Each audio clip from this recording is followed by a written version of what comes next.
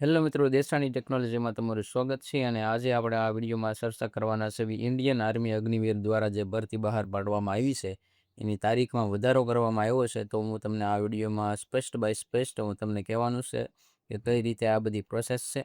તો સૌથી પહેલાં તો ઇન્ડિયન આર્મી અગ્નિવીર ભરતી 2027 એટલે કે ARO જામનગર ગુજરાતની શાનદાર તક છે, જેમાં ફોર્મ શરૂ તારીખ તો 13/2/2026 જ ચાલુ થઈ ગયું હતું અને છેલ્લી તારીખ એમાં વધારેલ છે, જેમ કે 10/4/2026. તો હવે 2 દિવસની વાર છે, જેના બાકી હોય એ ફોર્મ ભરી દેજો.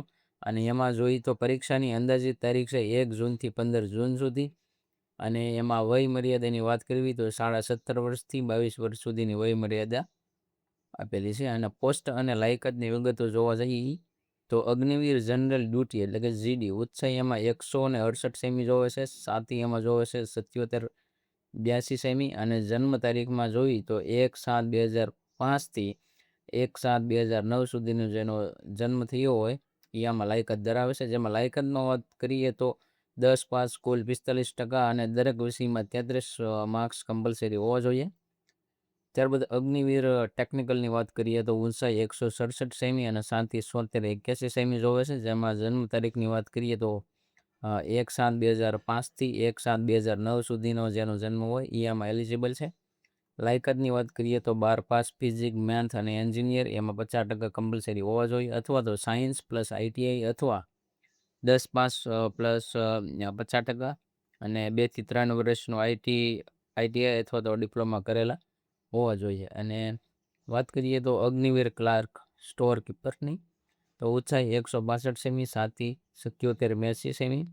જન્મની વાત કરીએ તો 1/7/2005 થી 1/7/2009 સુધીની હોવી જોઈએ. લાયકાતની વાત કરીએ તો 12 પાસ, આર્ટ્સ, કોમર્સ, સાયન્સ ગમે એ સ્ટ્રીમ હોવી જોઈએ. ત્યારબાદ કુલ 60% અને દરેક વિષયમાં 50% અને ઇંગ્લિશ, મેથ અને એકાઉન્ટમાં 50% ફરજિયાત હોવા જોઈએ. હવે વાત કરીએ ચોથી પોઝિશનની તો અગ્નિવીર ટ્રેડ્સમેન 10 પાસ અને 8 પાસ ઉપર. તો ઉત્સાહીની વાત કરીએ તો 168 સેમી અને સાતીની વાત કરીએ તો 7381 સેમી. જન્મ તારીખની વાત કરીએ તો 1/7/2005 થી 1/7/2009 સુધીમાં જેનો જન્મ થયો હોય એ આમાં એલિજિબલ છે.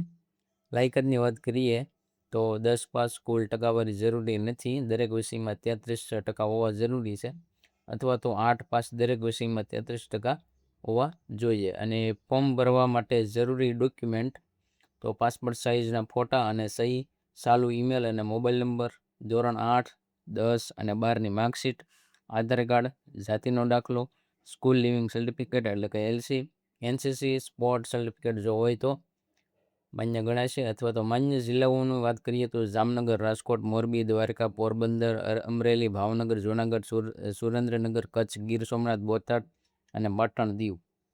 નવી પસંદગીની પ્રક્રિયા એટલે કે સિલેક્શન પ્રોસેસમાં સ્ટેપ પહેલું છે કોમન એન્ટ્રન્સ એક્ઝામ એટલે કે CEE.